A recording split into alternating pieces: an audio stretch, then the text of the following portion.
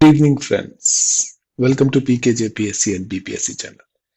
So I know मैं थोड़ा बहुत स्लो चल रहा हूँ क्योंकि ये एग्जाम का कोई भरोसा नहीं है। केस वेस चल रहे हैं इस एग्जाम पे, पता नहीं कब होगा एग्जाम।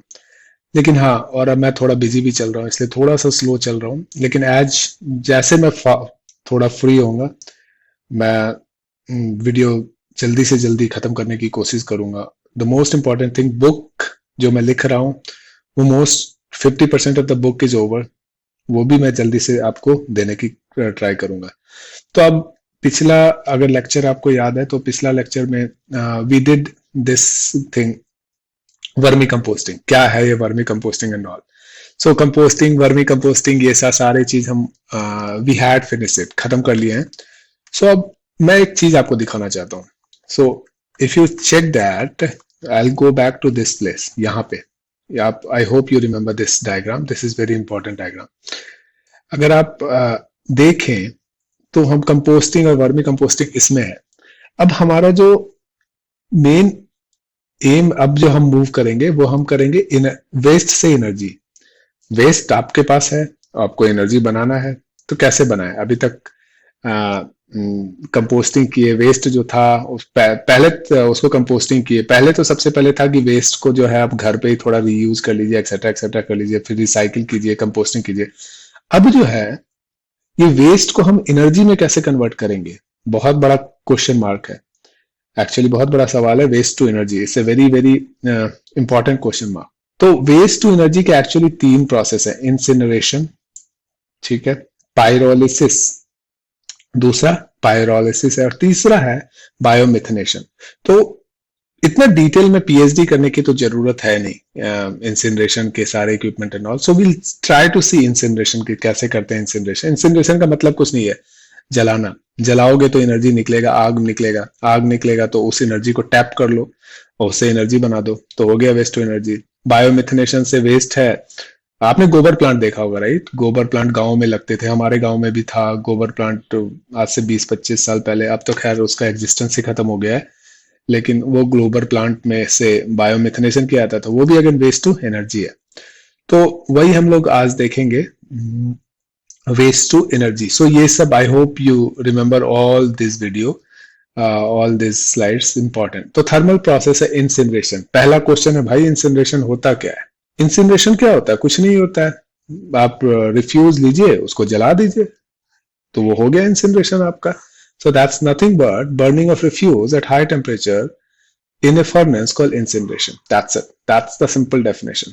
अब किसको जलाएंगे? ग्लास को जला सकते हैं, चाइना वेयर को जला सकते हैं, मेटल को जला सकते हैं? नहीं जला सकते ना।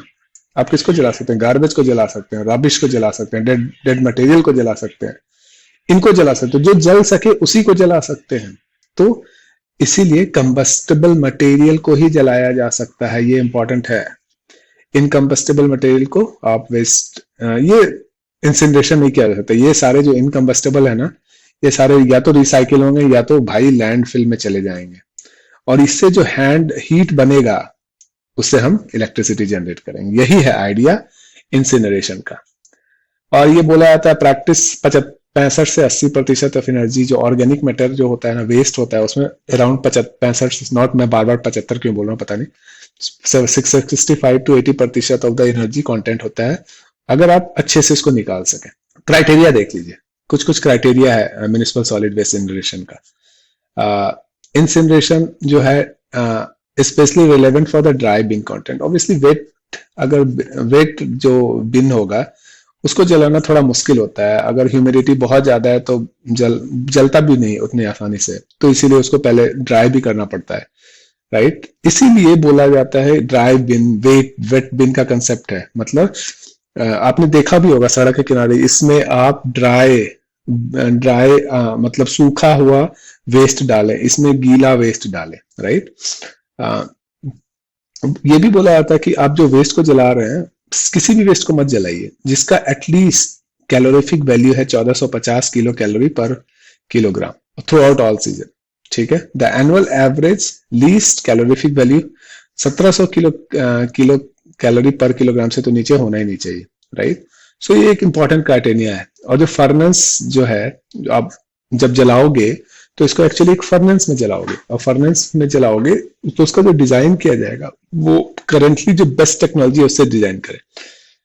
और प्रोड्यूस इलेक्ट्रिसिटी और stream can be sold on sustainable basis. दूसरा इंपॉर्टेंट थिंग, आप इलेक्ट्रिसिटी जो हम बना रहे हैं, आप जलाओगे, आपको क्या लगता है कैसे इलेक्ट्रिसिटी प्रोड्यूस होगा? जब उसे जलाओगे तो मे बी आप स्टीम प्रोड्यूस करोगे, स्टीम से टरबाइन बनेगा, टरबाइन सॉरी नॉट टरबाइन बनेगा, टरबाइन घूमेगा तो फिर इलेक्ट्रिसिटी जनरेट होगा। अब इलेक्ट्रिसिटी जो जनरेट होगा ये आपको सेल बेचना पड़ेगा ना, इलेक्ट्रिसिटी को बेचोगे मार्केट में तो खरीदार भी होना चाहिए। सो इसलिए जहां आप इलेक्ट्रिसिटी बना रहे हो वो वहां पे आप बेचने के भी खरीदार होने चाहिए। हालांकि इंडिया में इसका कोई प्रॉब्लम नहीं है, but these are the criteria.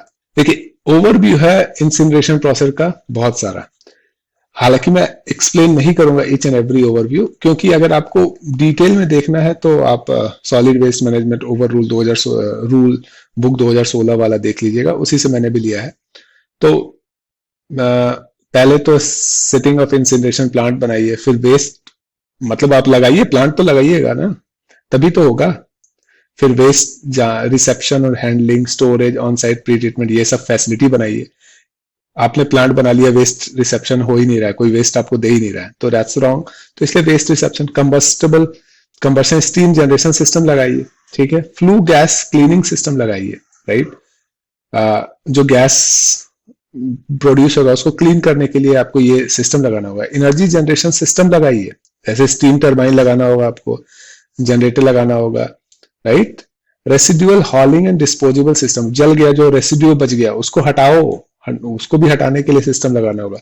और भाई monitoring and controlling incineration condition जो इंसिनरेट कर रहे हो उसका कंडीशन को मॉनिटर करते रहो, नहीं तो बहुत प्रॉब्लम होगी, राइट। ये सारे सिस्टम, इससे खर्चीला चीज है, इतना आसान नहीं है। बिहार के जो इतना पुअर स्टेट है वहां लगाना मुश्किल होगा, दिल्ली में भी बहुत कम लगे हुए हैं, राइट। सो बड़े बड़े जगह पे लगते हैं जहां पे technologically very strong mind people रहते हैं। आई एम नॉट सेइंग कि बिहार में टेक्नोलॉजिकली स्ट्रॉन्ग माइंड पीपल नहीं रहते हैं, मतलब आई एम सेइंग कि वहां थोड़ा सा पैसे की ऐसे भी किल्लत है, और government is also not doing that much, okay. So consumption of raw material and energy by incineration plant. So ये very simple है भाई, electricity for process plant operation. क्या क्या रॉ मटेरियल चाहिए? इलेक्ट्रिसिटी भी चाहिए, इलेक्ट्रिसिटी जनरेट होगा लेकिन इलेक्ट्रिसिटी भी चाहिए, हीट भी चाहिए, फ्यूल चाहिए, राइट, वाटर चाहिए, क्या क्या चाहिए, और फ्लू गैस ट्रीटमेंट के लिए चाहिए caustic soda, lime, sodium bicarbonate, sodium sulphide, hydrogen peroxide, activated carbon, ammonia, urea, etcetera etcetera. Water treatment reagent चाहिए like acid, alkali, trimercaptol, triazine, sodium sulphide. So ये सारे रॉ मटेरियल हैं, अगर आपको लगाना है ये इंसिनरेशन प्लांट तो ये सारे रॉ मटेरियल चाहिए। So that's about incineration. Incineration से आप एनर्जी कैसे बनाएं। Let's move to biomethanation. Biomethanation का क्या मतलब है कि आप गैस कैसे प्रोड्यूस करें एनर्जी रेसिड्यू से और सॉलिड वेस्ट से। और बायोमेथनेशन इज इंपॉर्टेंट थिंग। ये क्वेश्चन पूछ देगा भाई बायोमेथनेशन एरोबिक है या एनारोबिक है। भाई बायोमेथनेशन एनारोबिक प्रोसेस है, मतलब ऑक्सीजन के बिना होता है। ये क्वेश्चन बनता है, बायोमेथनेशन इज एन एनारोबिक प्रोसेस और एरोबिक प्रोसेस। 4 ऑप्शन दे दिया। Aerobic biomethane is aerobic process, anaerobic process, both process, none of this process. So आपको याद रखना है कि इसे anaerobic process मतलब ऑक्सीजन के बिना होता है ये ओके। फर्मेंटेशन, और इसमें बायोडिग्रेडेबल मटेरियल का ही फर्मेंटेशन होता है, ऐसा मटेरियल जो बायोडिग्रेडेबल हो। किसी भी मटेरियल को आप नहीं बायोमेथनेशन कर सकते हैं। ऐसा नहीं कि प्लास्टिक को बायोमेथनेशन कर दिया, राइट, कागज को कर दिया, ऐसा नहीं होगा। कागज को तो मे भी हो भी जाए बट वो बहुत टाइम लगेगा। स्टील को कर दिया, एल्युमिनियम को कर दिया, नहीं, ऐसा नहीं पॉसिबल है। तो बायोडिग्रेडेबल मटेरियल का ही बायोमेथनेशन होगा, ओके। और उसमें टेम्परेचर, मॉइस्चर और पीएच कंटेंट बना रहना चाहिए बायोमेथनेशन के लिए, okay. So let's move to the next point. The waste mass undergoing decomposition due to microbial activity thereby generate biogas comprising mainly of methane and carbon dioxide. ये important है। अब बायोमेथनेशन हो गया, बायोमेथनेशन तो हो गया। अब बायोमेथनेशन का बेस्ट एग्जांपल अगर आप गांव में देखे होंगे तो गोबर प्लांट, वो बायोमेथनेशन का बेस्ट एग्जांपल है। गोबर जो है एक्चुअली क्या है, वो बायोडिग्रेडेबल है। तो वो से गैस प्रोड्यूस होता है। और एनारोबिक प्रोसेस में अगर आपको याद हो, अगर आपने किसी ने देखा होगा तो ऐसे करके गोबर प्लांट लगा हुआ रहता है, अंदर गोबर और जितने भी बायोडिग्रेडेबल मटेरियल उसमें डाले जाते हैं, राइट, प्रेशर दिया जाता है, राइट, बहुत ज्यादा प्रेशर दिया जाता है। तो इस और ऊपर ऊपर गैस प्रोड्यूस होता है, और ये गैस किचन विचन में कहीं भी जाता है। तो ये गैस, अनदर गुड क्वेश्चन, एक दूसरा क्वेश्चन बनता है, भाई ये कौन सा गैस है? तो ये गैस है methane gas on carbon dioxide gas. Methane ज्वलनशील होता है, कंबस्टेबल होता है। याद रखिए जो आपका गैस है एलपीजी गैस, उसमें मीथेन नहीं होता है। उसमें कौन कौन सा गैस होता है आप कमेंट करके बताइए। और ये भी कमेंट करके बताइए कि उसमें जो स्मेल करता है जब गैस लीक करता है, तो उसमें कौन सा प्रोडक्ट को मिलाया जाता है। याद रखिए जो भी गैस एलपीजी में होता है वो ऑर्डरलेस होता है, मतलब स्मेल नहीं करता है। लेकिन लीकेज अगर हो रहा है गैस, तो पता कैसे चलेगा? उसके लिए एक मटेरियल मिलाया जाता है। कौन सा मटेरियल मिलाया जाता है आप ये भी कमेंट करके बताइए, ठीक है। So hydrogen sulphide is generated with various percentage, उसमें और मीथेन, कार्बन डाइऑक्साइड और हाइड्रोजन सल्फाइड भी होता है। और ये डिपेंड करता है कि इसमें कितना प्रोटीन का मात्रा है, प्रोटीन का मात्रा है, ठीक है, दैट्स इंपॉर्टेंट। ओके। और ये जो है कंपोस्टिंग बायोमिथनेशन जो है बहुत टेक्निकली वाइबल ऑप्शन है इंडिया के लिए, क्योंकि इंडियन के सॉलिड वेस्ट में ना बहुत सारे ऑर्गेनिक और मॉइस्चर कंटेंट होते हैं, इसलिए ये दोनों कंपोस्टिंग और बायोमिथनेशन बहुत बहुत इंपॉर्टेंट है। अब जो है बायोमिथनेशन का प्लांट आप देखे ही होंगे बहुत जगह, small biogas plant for canteen waste के लिए भी लगा सकते हैं। कैंटीन में वेस्ट हुआ, आप छोटा सा अपने पीछे ही लगा दिया, राइट, कॉलेज के कैंटीन या कुछ ऐसे कैंटीन में, राइट। फिर मीडियम साइज भी लगा सकते हैं, flower, fruit, vegetable slaughter house में लार्ज स्केल प्लांट भी लगाया जा सकता है, राइट। सो और ये गोबर गैस प्लांट तो हम लोग स्मॉल से मीडियम स्केल पूरे इंडिया में लगाया ही जाता है। According to ministry of new and renewable energy, according to ये जो है ये डेटा है मिनिस्ट्री ऑफ न्यू और रिन्यूएबल एनर्जी का डेटा है कि 4.3 million family type biogas plant है इंस्टॉल इन इंडिया। 4.3 मिलियन, पता नहीं, अब मेरे को तो नहीं दिखता है, बट मे बी डेटा बोल रहा है तो होगा। अब जनरल प्रोसेस इन्वॉल्व इन बायोमिथनेशन क्या है, कैसे लगाएंगे, क्या क्या प्रोसेस इन्वॉल्व है? पहले तो प्री ट्रीट कीजिए, एनोरबिक फर्मेंटेशन करना होगा। प्री प्रोसेसिंग, जो भी नॉन डाइजेस्टेबल मटेरियल है, जो कि मतलब बायोडिग्रेडेबल मटेरियल नहीं है, उसको हटाना होगा, हटा दीजिए उसको। तो non digestible material should be removed. Non digestible material आप हटा दीजिए, मतलब नॉन डाइजेस्टेबल मटेरियल वैसा मटेरियल जो कि बैक्टीरिया उसको डाइजेस्ट नहीं कर सकता है, उसको हटा दीजिए। एनोरबिक फर्मेंटेशन को प्रोसेस को ही डाइजेशन बोलते हैं। Excuse me. Hydrolysis, hydrolytic bacteria, आप कौन कौन सा बैक्टीरिया चाहिए? अब डाइजेशन होता कैसे? हाइड्रोलिसिस से होता है। हाइड्रोलिसिस एक प्रोसेस है, इसके लिए आपको हाइड्रोलाइटिक बैक्टीरिया चाहिए। एसिडोजेनेसिस, ये सब थोड़ा याद करना होगा, बहुत थोड़ा अजीब सा टर्म है लेकिन आपको याद रखना होगा। एसिडोजेनिक बैक्टीरिया चाहिए। और बायोमेथनेशन के लिए मेथनोजेनिक बैक्टीरिया, ये सबसे इंपॉर्टेंट बैक्टीरिया होता है, राइट। ओके, ये भी आप फाइंड करके बताइए। हाइड्रोलाइटिक बैक्टीरिया का कुछ एग्जांपल दीजिए, एसिडोजेनिक बैक्टीरिया का कुछ एग्जांपल दीजिए, मेथोजेनिक बैक्टीरिया का एग्जांपल दीजिए, please do comment. Gas recovery और बायोमिथनेशन जब हो गया तो गैस को रिकवर करना होता है।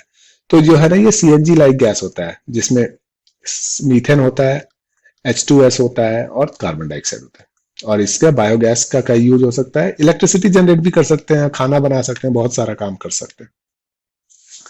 अब जो बच गया बायोमिथनेशन, आपने मिथनेशन ये तो कर दिया, बायोमिथनेशन आपने गोबर गैस में देखना है, ये जो ये डाइजेस्ट होके ये कुछ रेसिड्यू बच जाएगा, इसको हटाना बहुत इंपॉर्टेंट है। The digested sludge from the digester is dewatered and liquid recycle for use of dilution coming feed. इसको हटाते हैं, इसमें एक्चुअली पानी डाला जाता है ऐसे, ताकि ये इधर से निकल जाता है, राइट। मैंने एक बार देखा था किसी गांव में। सो ऑपरेटिंग पैरामीटर क्या क्या है बायोमिथनेशन का, क्या क्या पैरामीटर है? टेम्परेचर कितना होना चाहिए?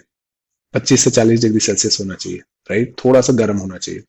आइडियली बोलता है 35 से 37 होना चाहिए, क्योंकि मीजोफिलिक जो बैक्टीरिया होता है ना, मीजोफिलिक बैक्टीरिया, उसको चाहिए होता है 35 से 37 डिग्री सेल्सियस। और थर्मोफिलिक जो है ना वो 45 डिग्री सेल्सियस चाहिए होता है। पीएच कितना होना चाहिए? पीएच बोलता है कि 6 से 8.4 पीएच होना चाहिए। मतलब आपको पीएच का पता होगा, 7 न्यूट्रल है, तो 6 is acidic, sorry alkaline, sorry acidic, और 8.5 इज एल्कलाइन और बेसिक। तो इसके बीच का रेंज होना चाहिए। कार्बन टू नाइट्रोजन कितना होना चाहिए? ऑप्टिमम कार्बन टू नाइट्रोजन बोलता है 20 से 20:30। Carbon to nitrogen 20:30। हालांकि जितना ज्यादा नाइट्रोजन होगा H2S गैस उतना ज्यादा बनेगा। So that's it for today. Bye bye. Please do like my and subscribe to my channel. And अभी थोड़ा एग्जाम पता नहीं कब होगा, कोई भरोसा नहीं है बिहार का, होगा या नहीं होगा, इवन आई डोंट नो, कोई केस वेस चल रहा है इस पे। लेकिन जो भी, हम अपना तैयारी स्टार्ट करेंगे। अभी थोड़ा सा मेरा वीडियो स्लो आ रहा है, लेकिन I will try my best. एक वीक और मैं बिजी हूँ, एक 1.5 वीक मैं एक और बिजी हूँ, उसके बाद थोड़ा फास्ट हो जाएगा। Bye bye, good night.